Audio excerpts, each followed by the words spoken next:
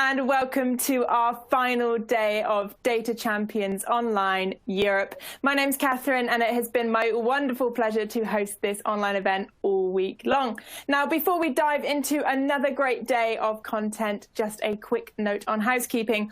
All week long, you've had the chance to submit your questions live to our speakers, and today is going to be no different. You'll see where to do this in the module below, but do be sure to get them in nice and early so we have the chance to answer them live on air. If you have any technical issues throughout the sessions, refresh your browser and re-log in. If that hasn't done the trick, pop a message to my team via the Q&A module, and we'll do our best to answer them. On your screen, you'll see some resource center with some downloadable content. Do be sure to download this and dive in later on.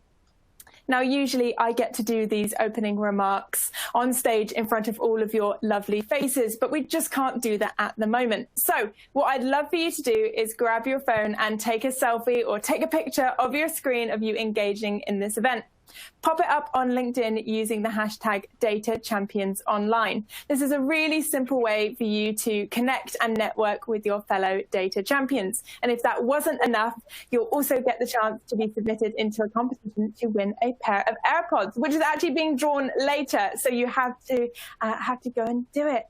Now, it's my pleasure to introduce you to today's first speaker. I'm joined by Doug Cackett, who is the Field CTO for EMEA for HPE. And Doug's going to be talking us through an awesome session all about transforming new possibilities, the industrialization of AI and ML technologies. So without further ado, over to you, Doug.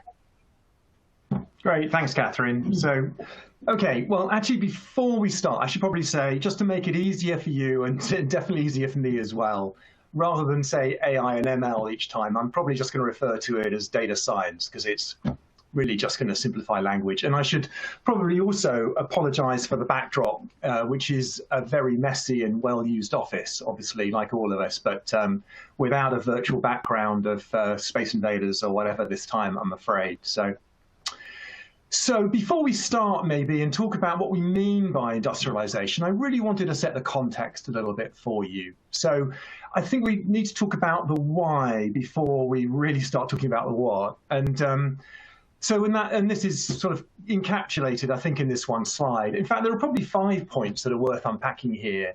The first is that organizations really for years have been standardizing around processes, whether that be procure to pay or hire to retire or whatever. Mostly those are captured in ERP applications. In fact, if you think about it, most of the organizations that you work for would have started off with actually buying commercial off-the-shelf packages and adapting them to their business processes, only to learn how expensive that was, and then actually to go back and re-implement them all around vanilla processes, adapting their processes, business processes, to those sort of standard systems of record, if you like, that are implemented by those commercial off-the-shelf packages. I guess that's kind of changing again now with the work that's going on around, cloud native, but still, we've standardized around apps. I mean, if it doesn't work in an app, it doesn't work anywhere, right? The second thing we know is, and we know this really from academic research as well as, just what we understand, as well as analysts and all sorts of other research that has gone on, is that those companies that are sort of invest more in or are better at analytics outperform their peers by a large margin in every measure. That's things like profitability or shareholder value or whatever measure you'd like to really come up with. But that's kind of in some ways analytics looking back in the past. If you think about what we're talking about with data science, that's much more of the forward-looking position, really. And that's about really an ability to adapt those standardized business processes to personalize them for the customers, to optimize them for, across whatever gauge we're trying to optimize those processes with. And that's really the value that gets added in the data science community. But the truth is that actually we create no value from data science unless we operationalize that data science. That's really where the margin is here. So if you've got, I don't know, some kind of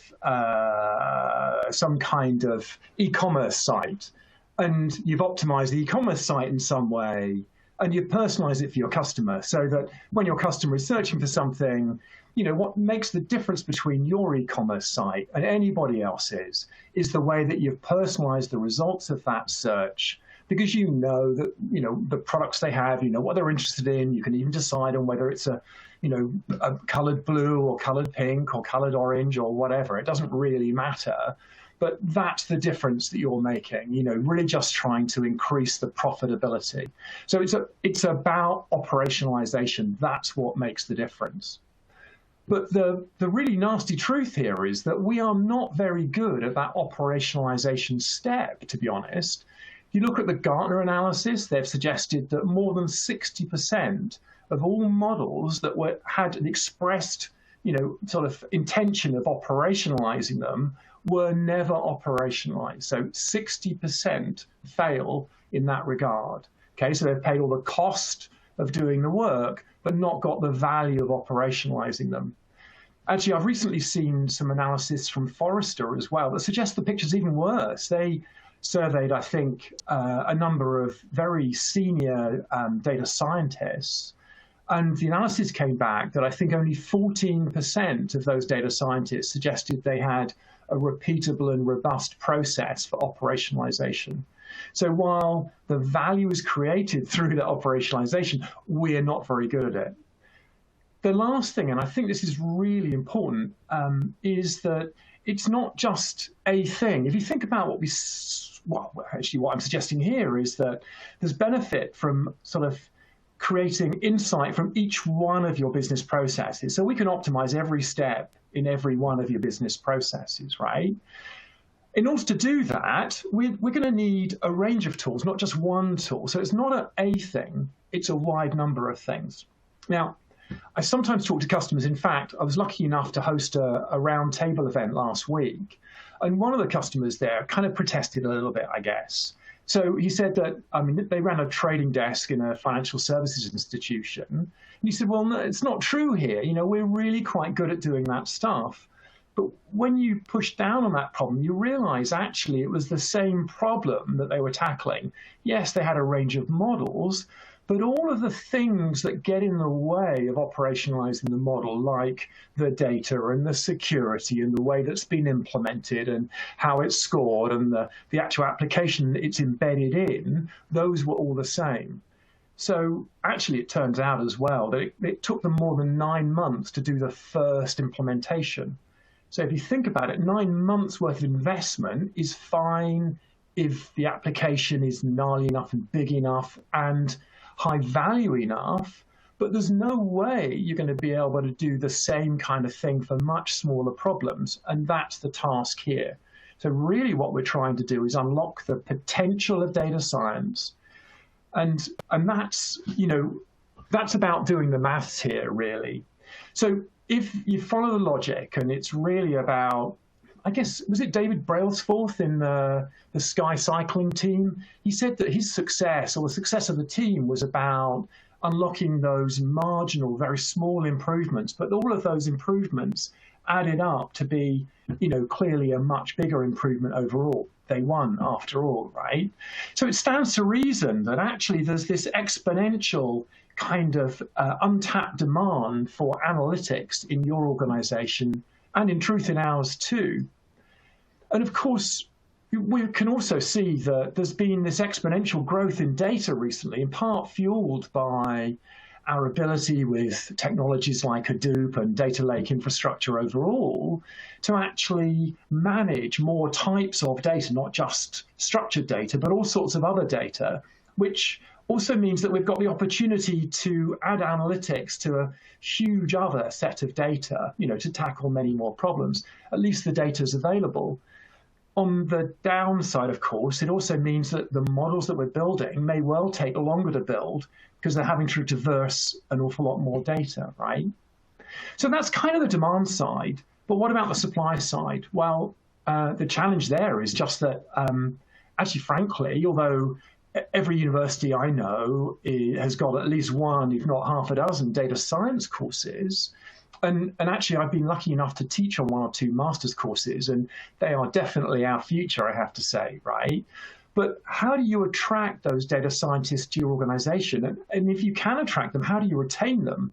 I mean, almost the only way, and I'm only putting this in there, by the way, just in case my boss is listening, is probably to make sure you pay them huge amounts of money.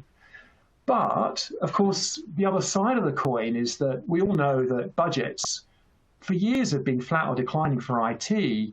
And with COVID-19, I can only imagine that those budgets are pretty much going to be shredded, next year. I mean, it's almost inevitable, right? So that does mean that we need to pay attention to this. Nobody's going to be going and buying massive amounts of GPU infrastructure unless we can prove the value, unless we can kind of follow that bit of string from the data through the analysis, through to the operationalization, and all the way to the end, where we're actually implementing those models and creating value and bringing back to the apps in the first place, right? So that's really what we're aiming at. But so what are the challenges then? Well, actually, no, sorry, before we get there, let's talk about industrialization. And really, that industrialization is, frankly, it's around automation as much as anything else, right? So it's about automating the process, driving out waste, improving quality, and the cycle rate for doing this. And we really need to focus on those two parts. It's the data science development in the first place, the initial discovery. And then the second part, and the bit that we've already touched on, is actually the operationalization of those models into a production context. Everything else that surrounds those things has to get around this production line, actually, frankly, right? The other thing that's probably not apparent here, though, and I think is really critical, is about adaptability and agility. So if you think about when Henry Ford implemented his first production line, he kind of sacrificed the agility element with kind of the driving out waste element, didn't he? So he was able to produce, by repute, sort of any car as long as it was a Model T, but any color as long as it was black.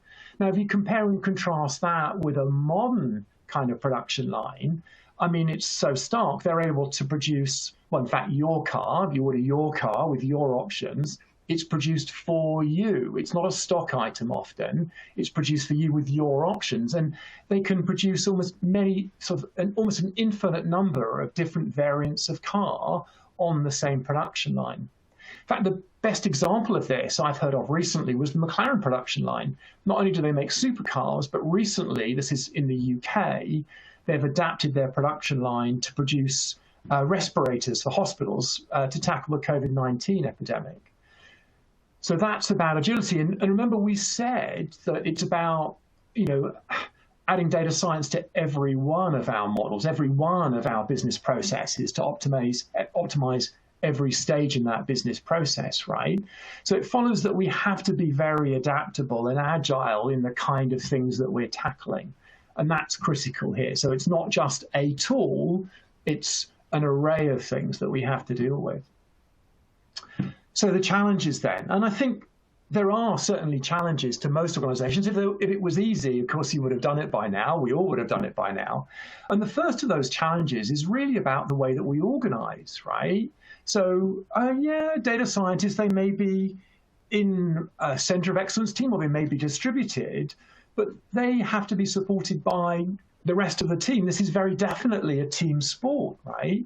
So it'll be the enterprise architecture team who design the infrastructure that data scientist is using.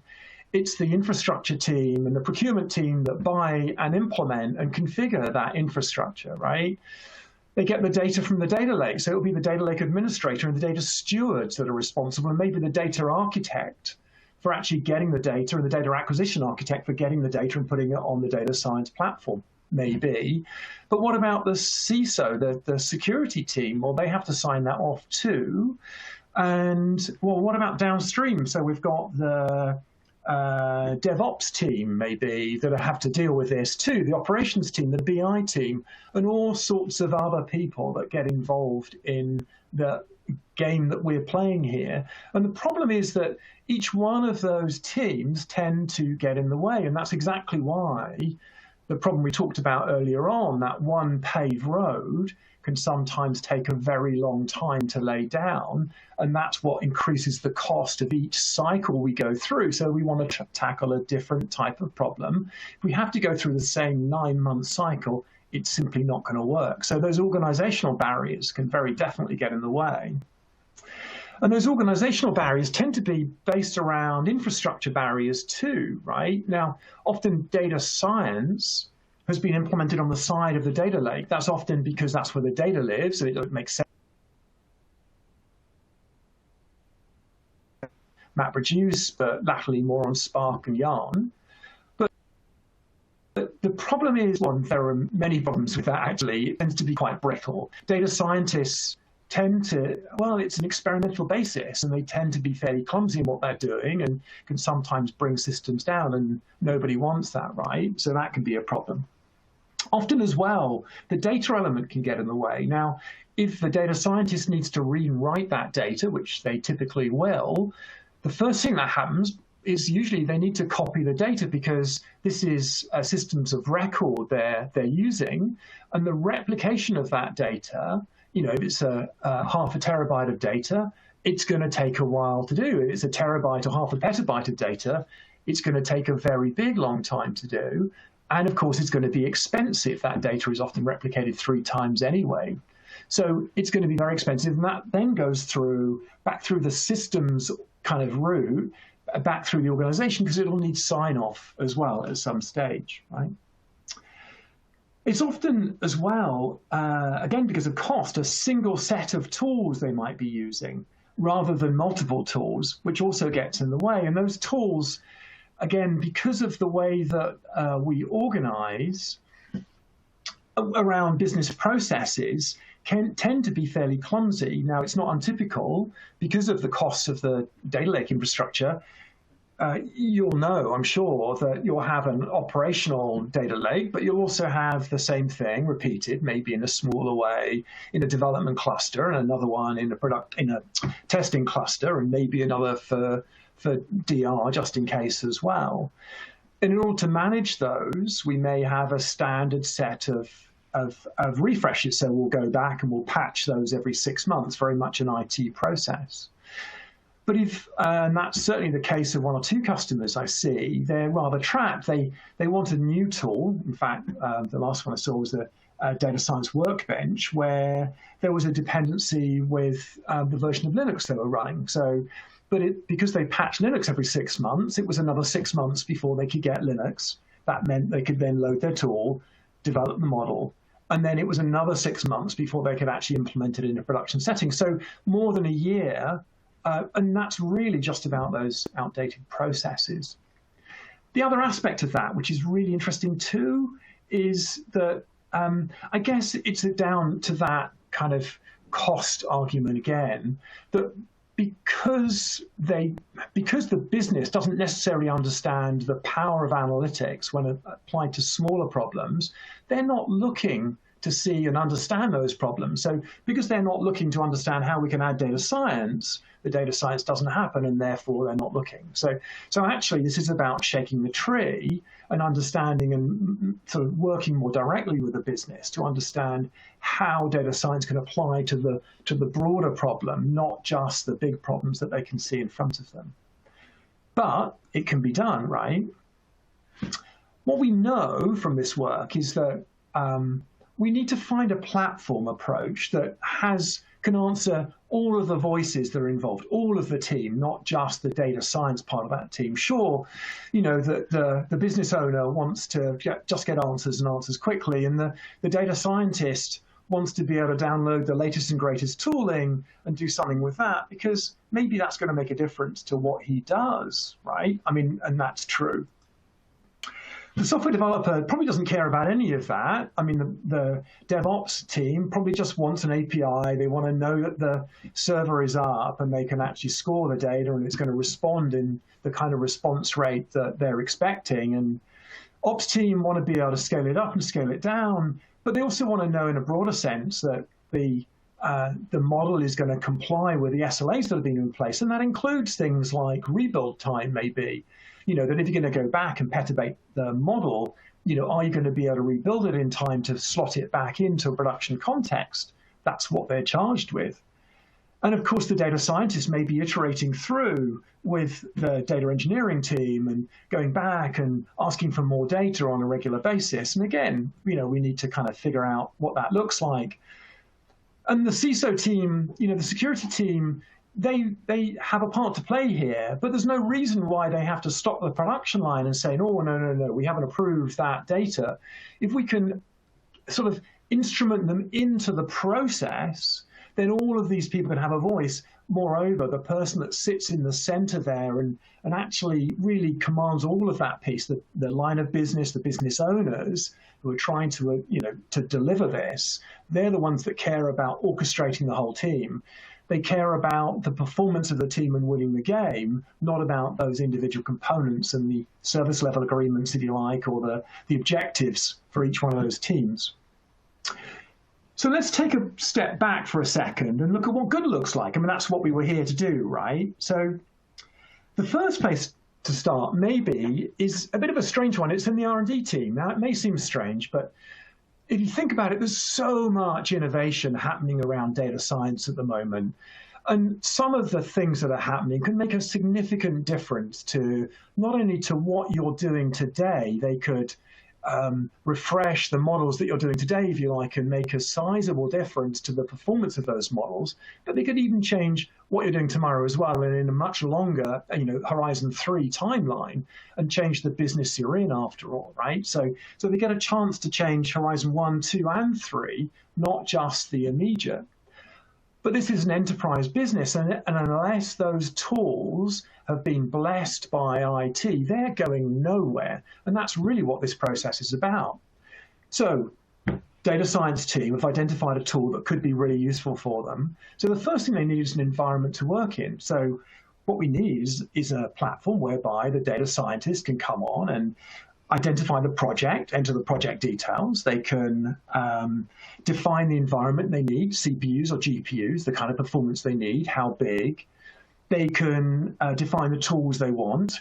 So this is one tool that's going to be in a collection of tools, and maybe the whole tool chain is the key thing. So they'll select all the other tools they need. And the data. So through the data catalog, they can select the data that they need. And then at the end of that, push the button and get provisioned for this. They'll get an environment and a prompt, and they can then knock on the tools that they've got. Their task then is to, on this environment, to download this new tool, to build an image of that tool. They're going to use that tool and understand the value of it, and then package it up and put it back in the apps catalog in an approved way such that it can be used by the downstream data scientists, along with best practices and everything else that they have found, right? So they've probably got a capabilities model in play, and they'll identify the set of capabilities this new tool is playing a part in. So all good. So that gets wrapped in the apps catalog. So what about the process? Well, the rest of the process is very similar, right? So we've got our data scientists. So they take the first task that's in their backlog, and they're going to start to build a model. So they'll work with the business to understand the problem a little bit. And they'll go into the same self-service catalog, name the project, define how long the project's going to take. So they've time boxed the project in some way, which is typical, right? Define how big the environment is. Maybe we're just exploring to start with. So it's, a small environment. Define, how big that environment is. Yeah, sure. And define the tools they need. Select this new tool, maybe as part of that. Define the data. Push the button, get provisioned, iterate through and train the model. They've found a good model now, right? And maybe there's another downstream process. So they figured they'd want to go through and do some, hyperparameter optimization, maybe using CATIB or something like that. So brilliant. They're going to go back into the catalog. They're going to select these new tools for the hyperparameter optimization. It's big and gnarly, so they're going to select a different environment. This time we want GPUs instead. Push the button. And all of that back-end infrastructure, all of the permissions, so the pre-approval of the CISO, the pre-approval of the cost, and everything else happens, and they get that environment provisioned.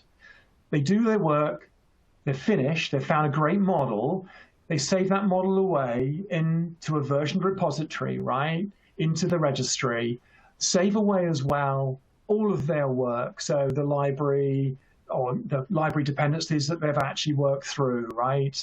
As well as the code they've written or whatever else they've configured. And that will get saved away with a snapshot of the data. Now that's important because later on, we might want to come back and rehydrate all of that stuff and look at what the data looked like and the data signature to make sure that we can check it off against the new environment, okay?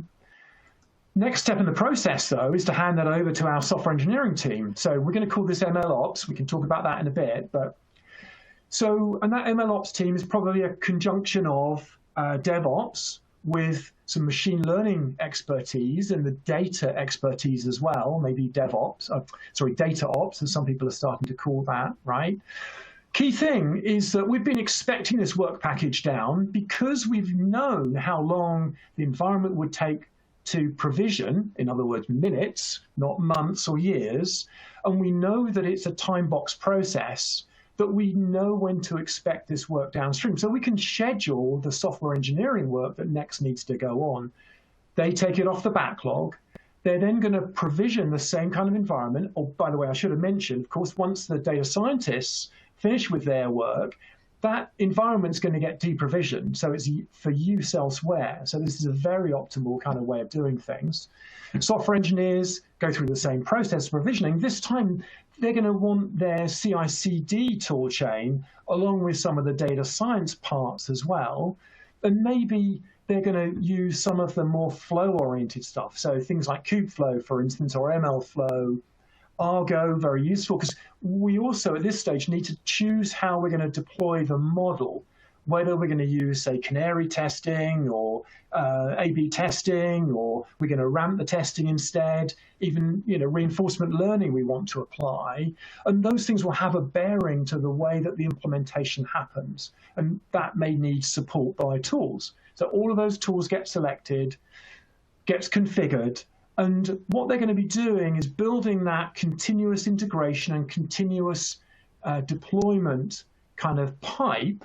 So they're going to be building the tests so that we can make sure that once everything goes through all of these tests, it is safe to implement into a production context.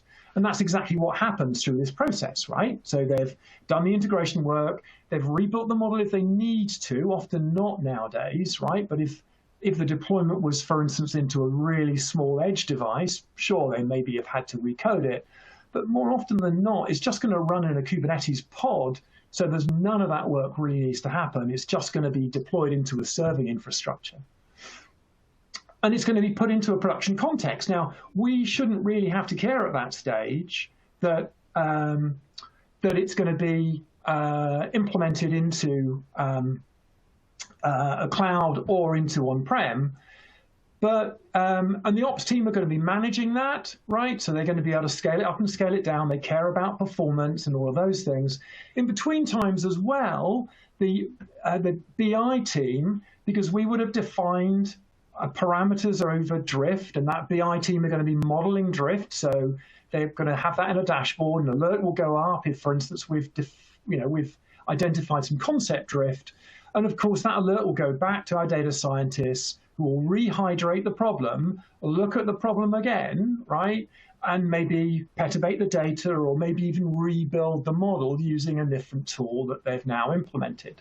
So this is very much a virtuous circle, very much a team sport organized around the tools that are there to support them, okay? But it's very efficient because each one of these environments is different, but configured in exactly the same way. So it's a distinct piece of work. Once it's done, the environment gets deprovisioned and everyone goes on their way, right?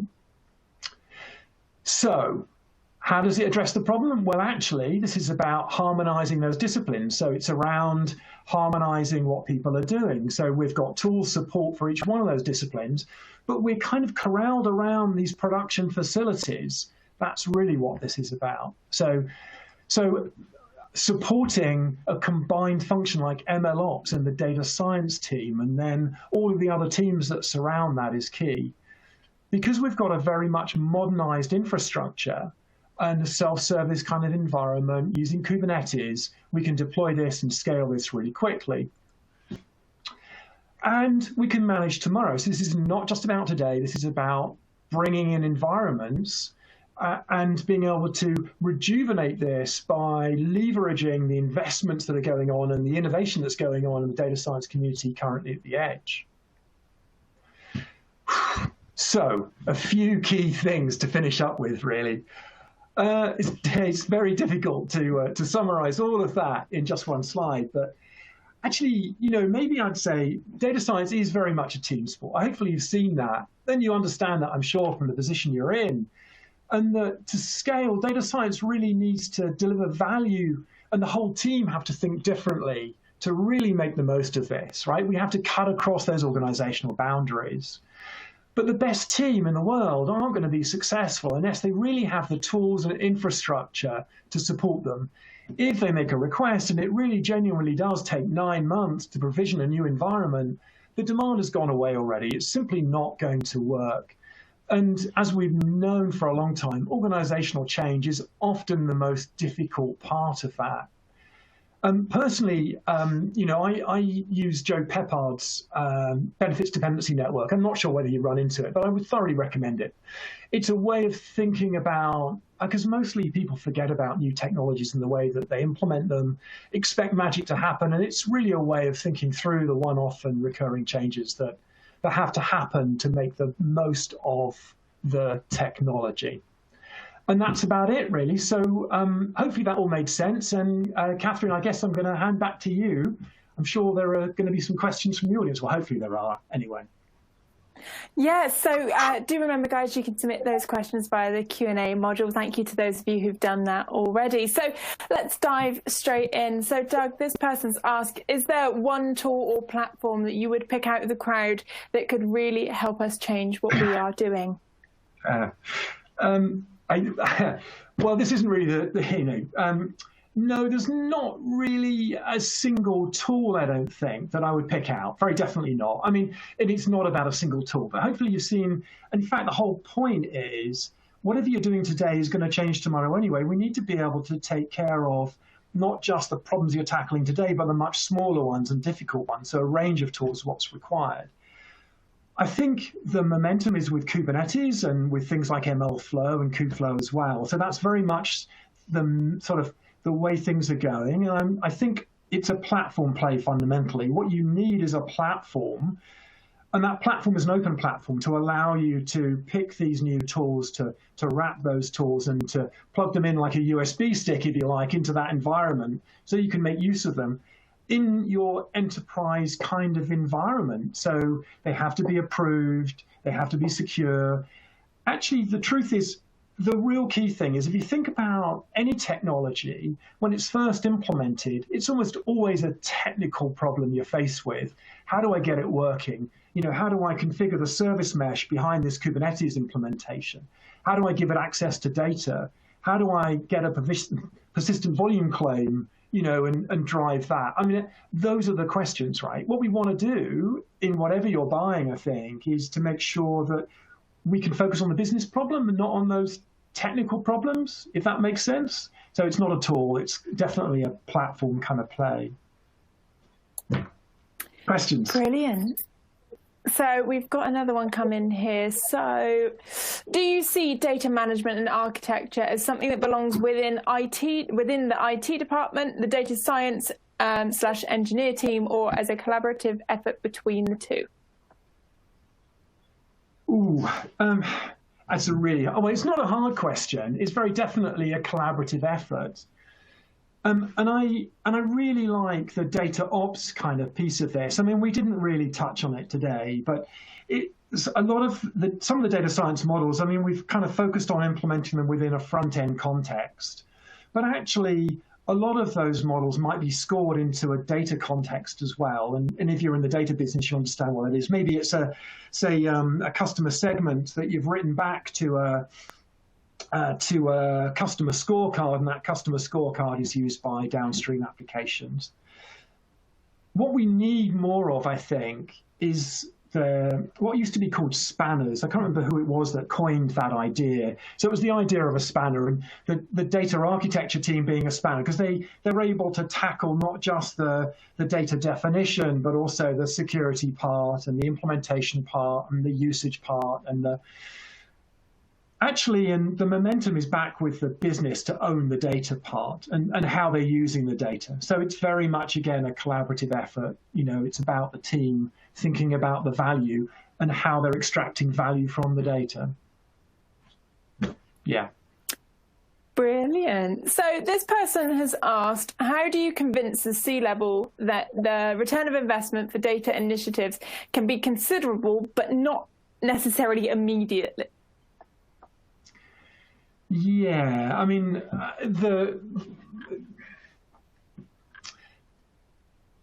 money is always a difficult issue, and money is going to be much more difficult now. I think the argument that I tried to put today is, and it's hopefully a compelling one. It's A as A, B, C, D, and if you follow the logic, you get to this point where we can't carry on doing what we're doing. Usually there are one or two. Well, in fact, really, the place to go is in your business transformation objective, business transformation program. I should say that it is really possible to do. The best example, actually, which is kind of going back the other way, but let me give you an example of what I think good looks like. And it was an astonishing thing, to be honest with you.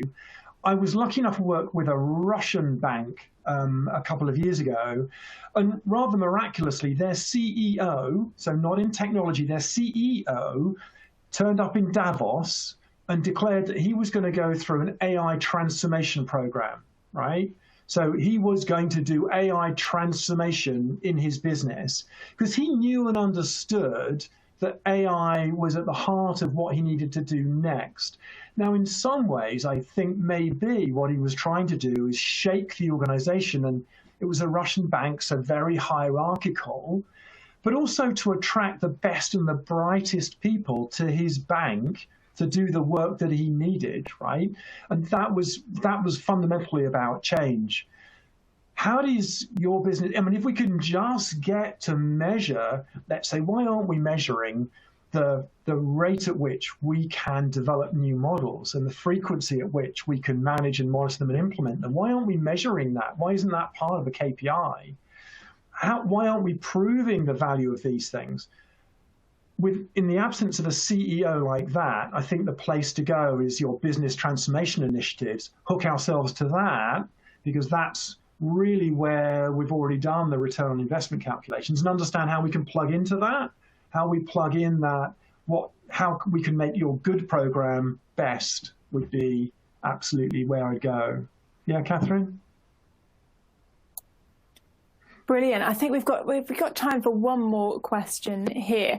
So, in your opinion, where does the accountability for managing enterprise change reside within the organization? Accountability for change. Well, it depends on traditionally where CIO reports up through the organization. CDO, typically we see two types of CDO, I suppose. The traditional CDO, and then there's a less traditional CDO, the much more aligned to the data value of data kind of initiative. If that's the case, then we would see them owning that and pushing that up through the board. But I don't think there's a good answer to that, to be honest with you. But to me, this is so important. It has to lie with the CEO, because I think this is really where the difference lies. I mean, I think analytics has to be critical to your business, and I think we should be working towards making it a CEO problem. Absolutely. What a great way to finish that session. Thank you so much, Doug, for joining us today. Thanks for your time. Catherine, before I go, just one thing I should say is I'm sure, my details will be published anyway, but I would welcome other questions that you have or follow-ups. Hit me on LinkedIn or whatever else you like, for a dialogue. This is about dialogue. So it'd be great. I look forward to hearing from you. Thank you again. Perfect. Thank you so much. And audience, I'm sure you've already seen, but you will see Doug and all of our speakers' LinkedIn's on your screen in front of you. So do be sure to connect with him and continue that conversation.